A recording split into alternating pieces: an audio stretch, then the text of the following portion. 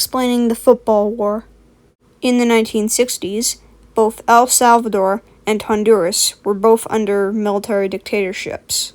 They originally were on good diplomatic terms, despite their centuries-old land disputes. They were both a part of the Central American Defense Council, which was meant to crush leftist movements within the area. Despite this, El Salvador had a much stronger economy and benefited from being inside of the common market, while Honduras had a much weaker economy. Both countries were also experiencing a population boom. Even though El Salvador was a sixth of the size of Honduras, El Salvador had many more people than Honduras. The strain on resources this had on El Salvador caused around 300,000 Salvadorians to move to Honduras. In Honduras, President Oswald Lopez Arellano attempted to curb discontent with the economy. Due to pressure by domestic landowners, he did not renew a treaty between El Salvador and Honduras on immigration and started to expel the Salvadorans. This scapegoating national pride encouraged Hondurans to attack Salvadorans that were left.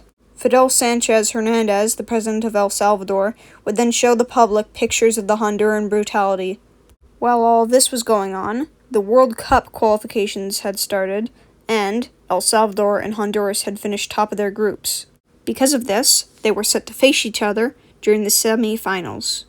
On the 8th of June 1969, El Salvador and Honduras faced each other in the Honduran capital, and Honduras beat El Salvador 1-0. After the game, violence ensued, and a young Salvadoran girl shot herself because she couldn't stand the sight of her country losing.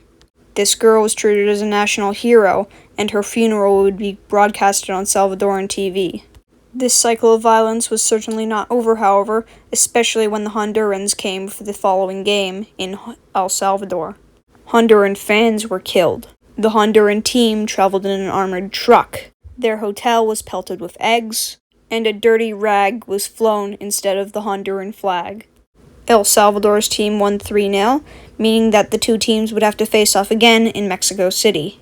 This final game would see El Salvador winning 3-2, and would move on to the finals. In their defeat, however, Hondurans would continue to attack Salvadoran immigrants. President Hernandez blamed the Honduran government for allowing what he called a genocide and severed all diplomatic ties. Weeks after the final match, Hernandez would send the Air Force to bomb Honduras. Even though these attacks were targeting Honduran airfields, the Hondurans responded by bombing Salvadoran oil tankers and their supply lines. El Salvador would then launch a land invasion into Honduras and would then make quick gains. It was clear, though, that the Salvadorans could not continue due to the weather and lack of supplies. The Organization of American States would then hold a meeting and demand El Salvador made a ceasefire.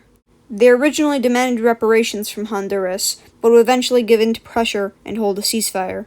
El Salvador would completely leave Honduras a few weeks later due to threats of sanctions. The war was over.